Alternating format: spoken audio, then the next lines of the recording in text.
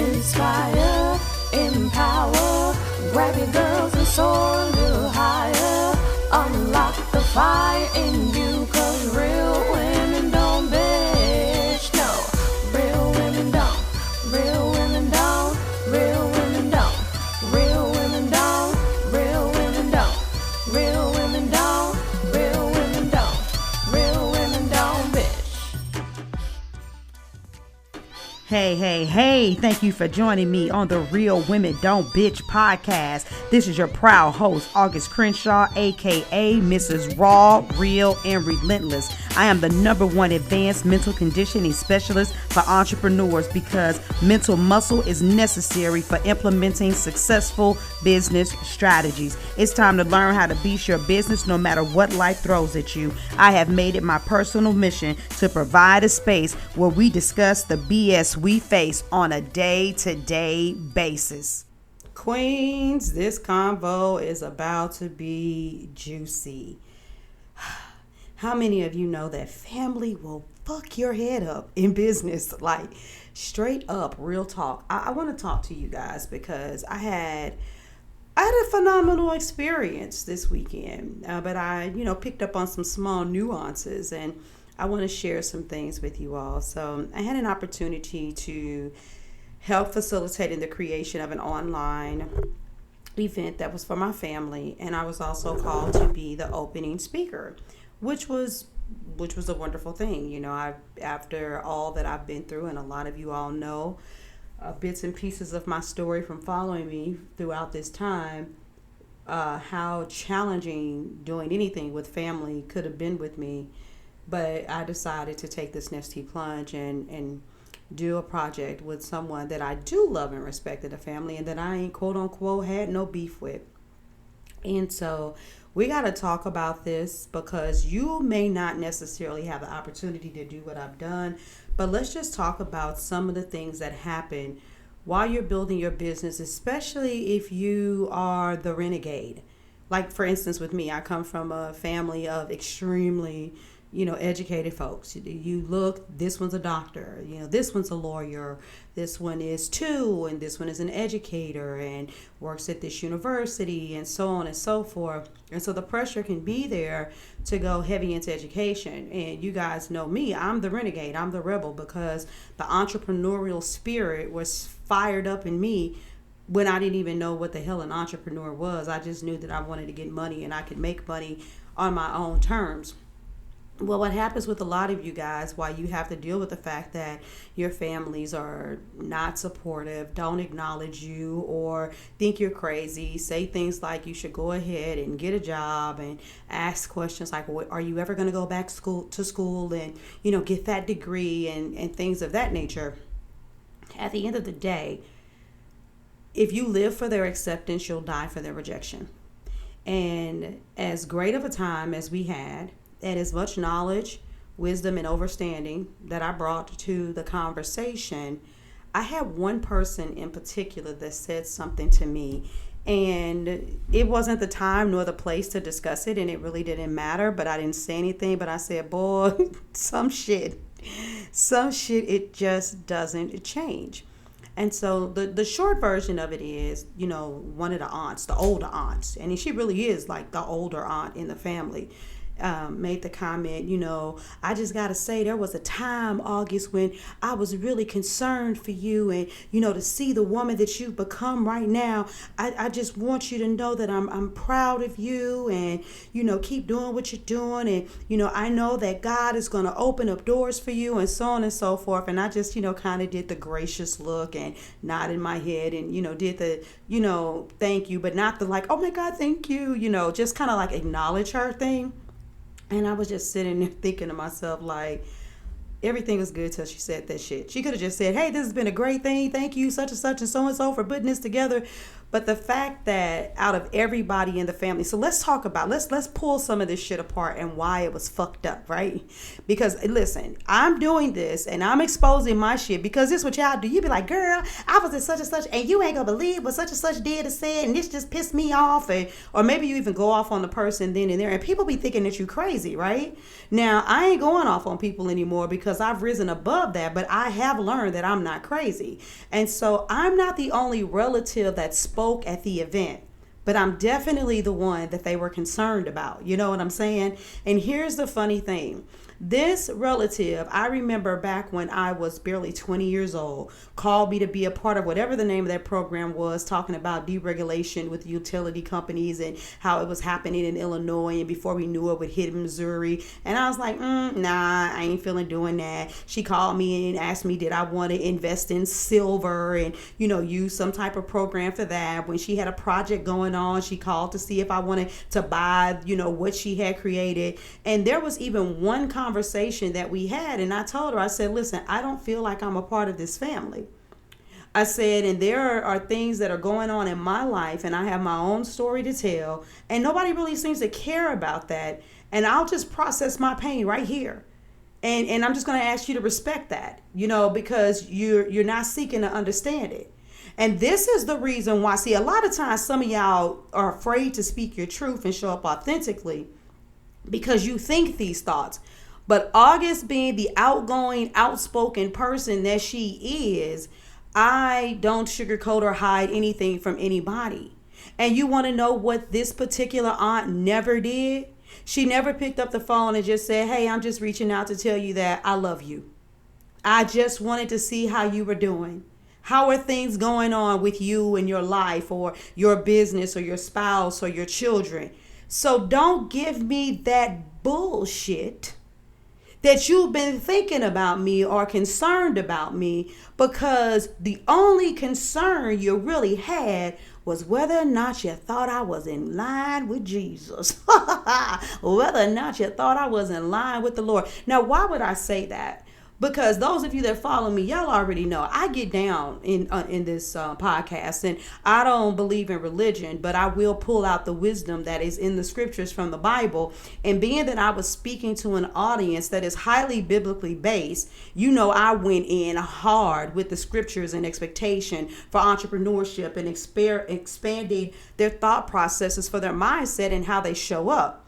And so, without having further conversation with me, it could be like, oh, she done turned her life back over to the Lord. Look at what she's doing. And so in her naivety, she said, God's gonna open up doors for you. And I'm sitting there thinking to myself, Auntie, the door has been open and I've been on the path in ways that you possibly couldn't even comprehend.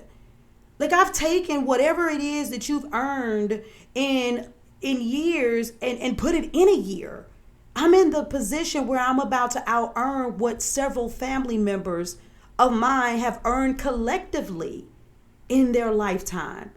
And I'm on the path. I'm doing the work.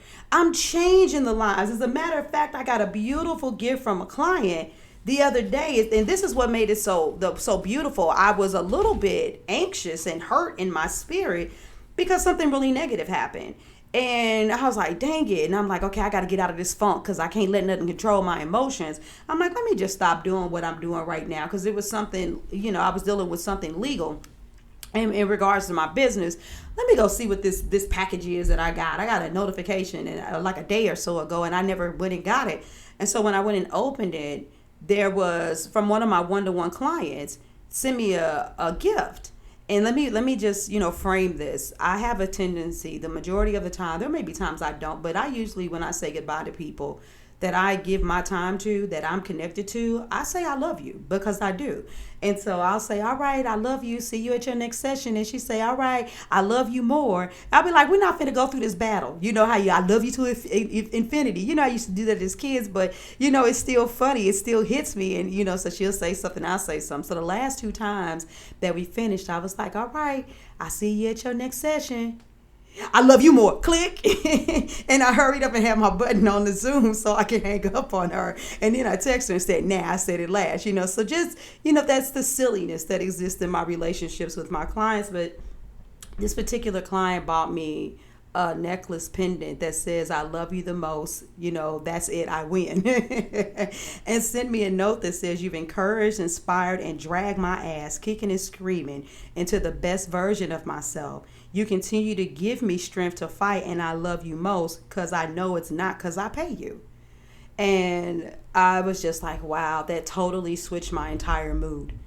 I've told you all before, even if she didn't send me that, I know I'm in purpose. That right there, that was just some icing on the cake. And so the bottom line is, what I'm saying is the fact that so many of the people in the family were in utter awe of my transformation, not in utter awe of all the shit that they didn't know about how they could change their lives, because I gave them straight game.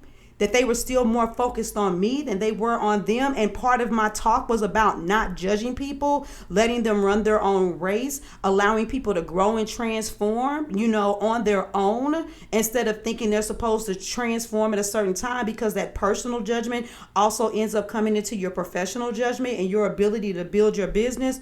And at the end of the day, people that steep so deep in the church, they don't even realize that judgment is still there. And so here's the kicker, right? I can't wait to keep you guys up to date on this. I did volunteer to help them with the project. And I'm going to give them more details on how I'll facilitate it. But before I begin, I believe that, people will be excited. Oh, we got gurus in the family. We can get information for free, blah, blah, blah. And it's like, number one, you can't get all the game for free. But I'm going to facilitate this project, which will save you thousands of dollars. And for those of you that are paying attention, you can be in more caught than taught mode and truly learn a lot. But before we begin, I'm going to have to say, listen, if I'm going to be able to help you all, I have to be able to be free to be me. And so I don't want there to be an awkwardness because I don't begin in prayer, because I don't say in the name of Jesus, because I need you all to understand I'm spiritual. I'm not religious. I'm going to always do my best to still respect my elders, because being authentic don't mean I just go around cussing and shit. But if a word happens to come out, I don't need y'all figuring out how y'all gonna spend time to go fast and pray and save my soul. You need to do the assignments that you're given, because if you don't do the work, if you fall off, I will end this contract and not go through this process, because I'm going to hold your all's foot to the fire with the same expectation for you to show up, because I have no patience for people not doing the work. And I got a shit ton of other things that I could be doing. And so we'll see if upon that initial conversation, they still want to go forward and work with me.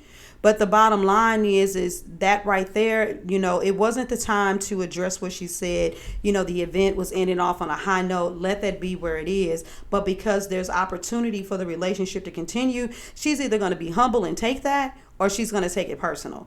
And some people might be like, oh, August, but that's your elder. And listen, me and my grandmama, I had to have one of them kind of conversations with her when I left out of her life for like 3 years. I'm like, do you know why I left? If Keisha on the street did this to me, it would be wrong, right? Yep. Oh, but do you remember when your daughter did it to me? And then you had a bias. And it was like, yeah, well, you need to be happy that you got aunts. I was like, I'm going to need you to be a true matriarch and only, reside in the spirit of truth and integrity. Or just let us be adults and handle stuff on our own, because this is not 11-year-old August dealing with your older daughters anymore. I'm grown. At that point, I was in my 30s. And we talked about some things that were done that I considered to be hurtful. I'm like, and I acknowledged, my stuff too. I said, I can understand how this hurt you or how this made you feel. I can't make excuses, but can you understand how, this derived from that seed? For those of y'all know my story's messy. My mother gave me to my paternal grandmother when I was 18 months. And I'm like, can we just acknowledge the fact that because there's no degrees in psychology and people weren't necessarily talking about this shit years ago, that there was an underlying pain and a sense of abandonment and rejection inside of me that you all couldn't put your finger on. And so maybe I wasn't angry, maybe I wasn't mean, maybe I just felt lost and alone or undesired and so on and so forth. And we had a really deep conversation, and what people don't know is that was between my grandmother and I, and she accepted it and she apologized and we moved on. And so a lot of times you all won't speak because of your fear, but I'm going to tell you something. You got to show up in your family the same way you show up in your business, and that's authentic. And if you can't stand up to your family, then and their opinions matter to you, it's gonna fuck your head up in business. So that's my nugget for you, which leads me to what I always say. Authenticity in business is the secret sauce to client attraction.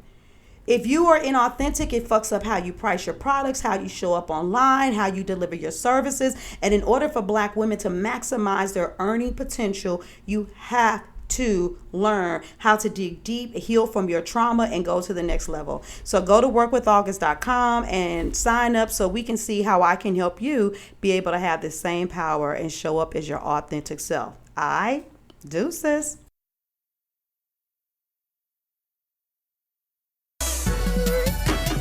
Thank you for joining me today. Remember to cultivate a mindset that is biased towards taking action. No bitching, whining, or complaining. Here, our mantra is, real women don't bitch, we get shit done. See you next week as I continue to bring you what you need to keep your head in the game and beast your business. Don't forget to hit subscribe and leave us a 5-star review. Would you like a specific topic covered? Have a question you would like answered live? Then head on over to realwomen.don't bitch podcast.com. Subscribe to my email list, hit me up, and I got you. Interested in being a guest speaker? You walk the walk? Then you can sign up on the website too. This is your #1 advanced mental conditioning specialist for entrepreneurs, Mrs. Raw, Real, and Relentless, signing out. Deuces!